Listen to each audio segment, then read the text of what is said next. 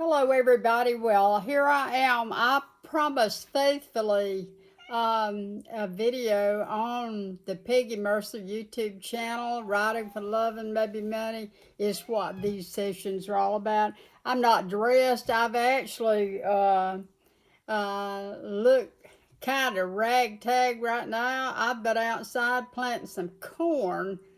Um, it is April the 8th, Monday, 2024, and supposedly they're having this major sun eclipse outside that won't be back till long after I'm dead in the cemetery out there at Franklin. But I will tell y'all that I've been looking through my pie plate out there and I didn't see a thing. So I saw a very bright sun and I did take a picture of it with the iPad.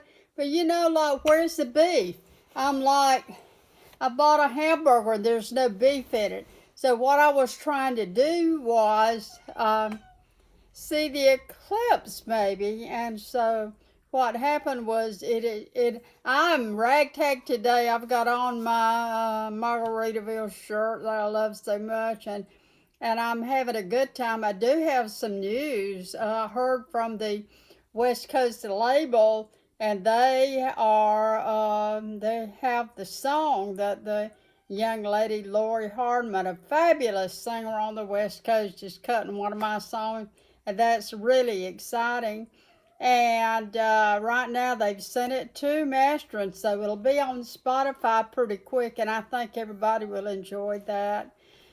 In the last podcast, I was talking to you. I had led up to creating scenes in your novel and making those chapters and all that action just flow forward and move that book along. And the next thing you're going to come to after you write these chapters is you're going to you've got past the starting point. You've introduced all your characters. You know the reader knows where it's at. They know what kind of weather's going on. They can smell it. They can see it. And now, whatever the problem is or the goal that these characters are trying to make come about, or as the plot goes and as it unfolds, we now are about to get to the peak or the climax of the book. We've written some chapters, maybe we've written 5 or 6 chapters if it's a book for upper readers or for young readers, first chapter book maybe.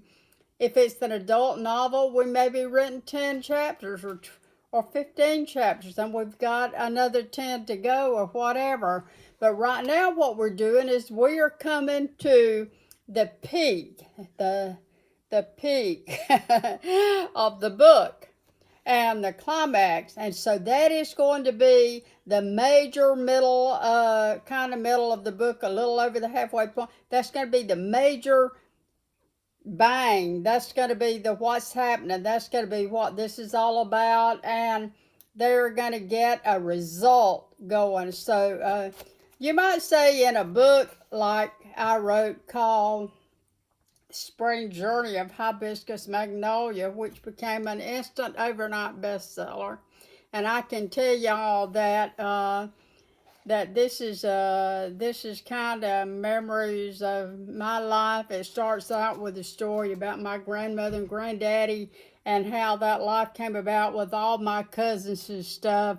And I can already tell you that in the beginning of this,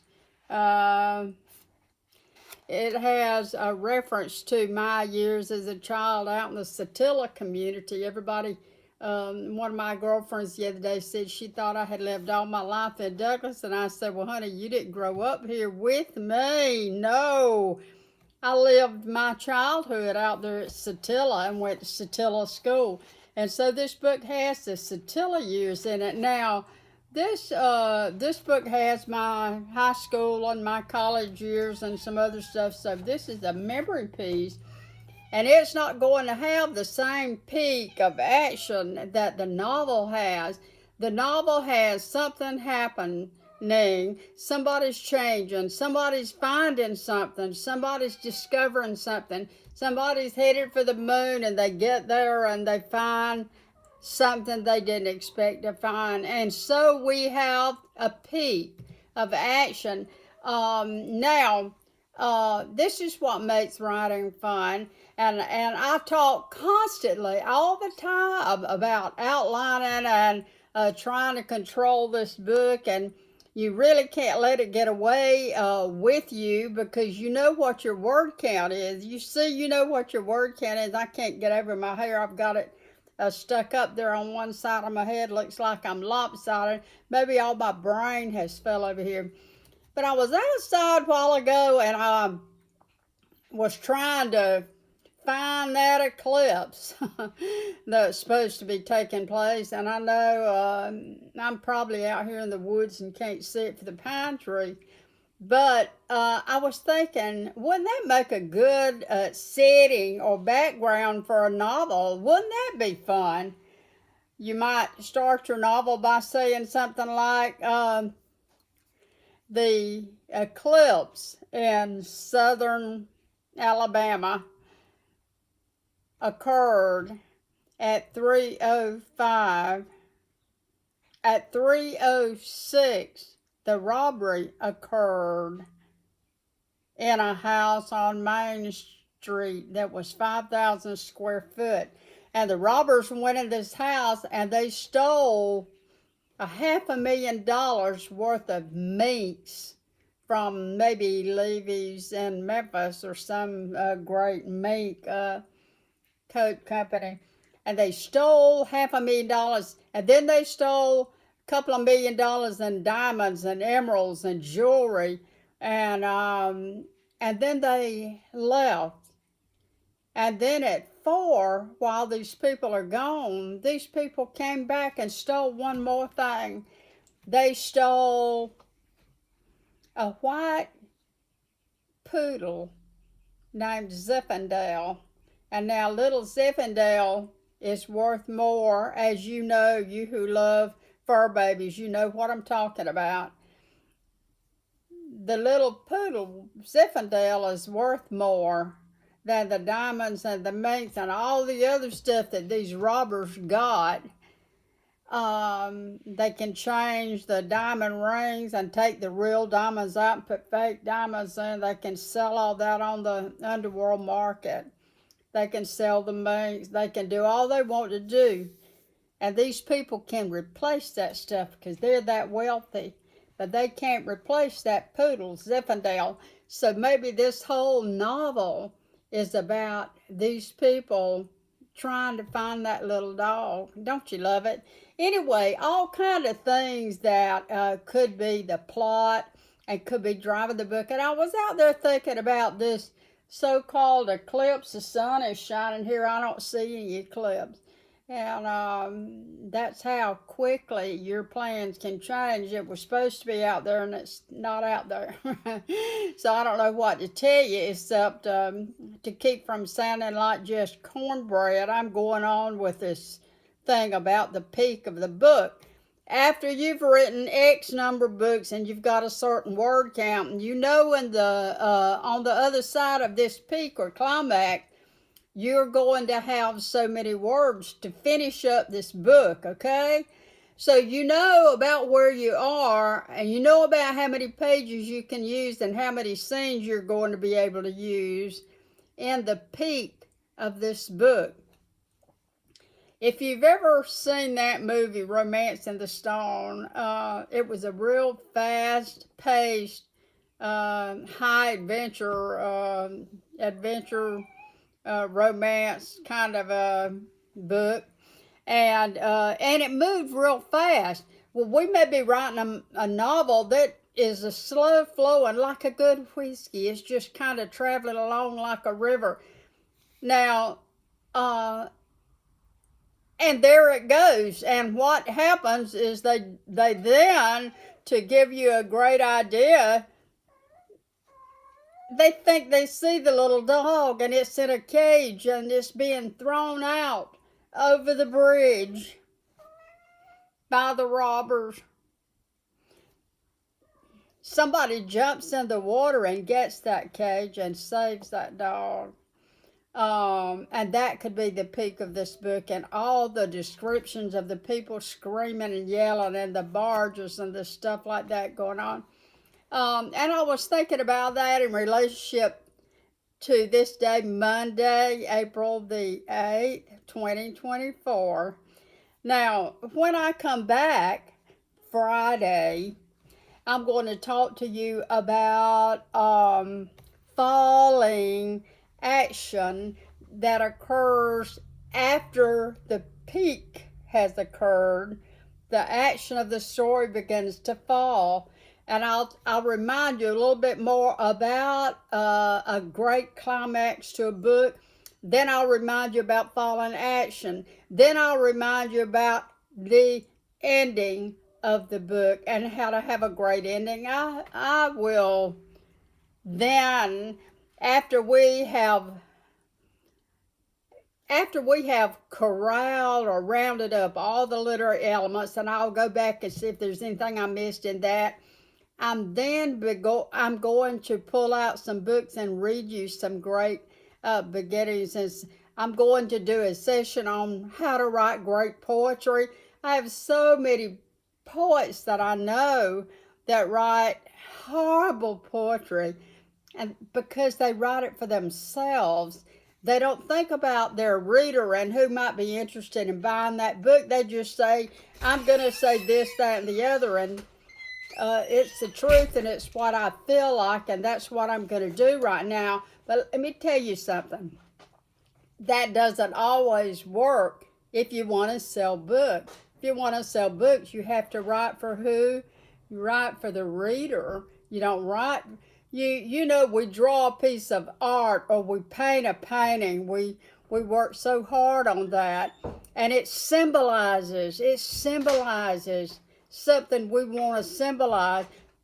But always keep in mind whether you're writing fiction or nonfiction or poetry or whatever. And see somebody walking around, but always keep in mind that you want to leave room for the reader to relate this writing to his own life. Let me tell you, when my song comes out on Spotify, I think everybody's just going to love it, and I hope that they do. You're going to get it. It's called The House Beside the Road, and all of us have in our heart a place that we came from that we love so much, and we always are kind of wanting to go back down that old dirt road one more time. Let me tell you something. The singer is Lori Hardman, and she is just a dynamite singer. She's won awards all over the world, and I'll tell you that I'm excited about this song, and they are having it mastered, like I said, and so we'll be able to hear that soon. And I am then going to do a session on songwriting, and I have some really good advice from. I have been able to MC some very important stages for musical talent. I'm a Mercer from the Johnny Mercer line of relatives, and I can already tell you that I grew up loving music. Don't think I didn't, and I don't sing too well.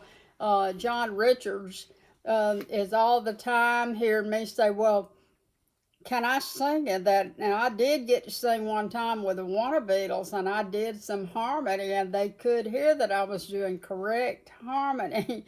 But I'm not a great singer, I admit it, and so sometimes I'll tell John Richards, I want to play my fiddle on that song or my mandolin or something, and he will say, no. He's the singer in this family, and I will tell you that I appreciate everybody so much watching this podcast. I'd like for you to subscribe to this podcast. I've got to go there to the grocery store, and I'll tell you, we're going to all have to go back to farming. Now, one of my young friends up in Nashville, Tennessee, said she was a city gal, but she also told me one time she was learning to drive her daddy's tractor up in Kentucky. And I will tell you this, if our economy gets any worse, we're all going to be eating some crow. We're going to have to go out there and plant a lot more corn than I just planted. In the field out back where I live, I have some big fields. And I used to plant those fields, and I'm going to have to start planting those fields again if I'm able. If this economy don't shape up, and I'll tell you the only way I know to shape it up is vote for Trump. If you're listening to me in this little backwoods territory where we live, we have a young man running for sheriff, and his name is Fred Cole. He's running against some wonderful people, but he is the one that can manage our law enforcement agency around here for the county and for this whole area. He knows how to do it. His name is Fred Cole. If you are looking for a suggestion of who to vote for, that's who to vote for. And like I've said 1,000 times, I'm a big Trump fan. I used to watch Trump on TV when he had his show going on TV. I think it was called You're Fired, is that right? And I also have his book, thanks to Susan Lindsley, another great writer from this part of Georgia, and I love her so much. And I appreciate y'all coming in today. Please subscribe to the channel, hit the notification bell so that you'll get a little ping before I come in on Friday. I need all the subscribers I can get. That's how this is going to succeed here. And let's hope I don't sound like cornbread on Friday. And I'll see y'all later.